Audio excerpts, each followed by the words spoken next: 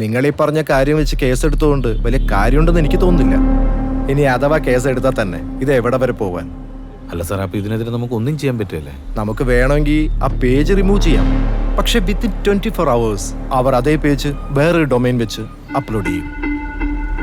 നമുക്ക് ചെയ്യാൻ കഴിയുന്ന ഇതൊക്കെയാണ്. പൂർണ്ണമായൊരു തുടച്ചു നീക്കം സാധ്യമല്ല. ഇങ്ങനെയുള്ള 100,000 കേസുകളാണ് ഓരോ ദിവസവും റിപ്പോർട്ട് ചെയ്യപ്പെടുന്നത്. സൈബർ സെല്ലിനെ സംബന്ധിച്ച് it's just A common thing.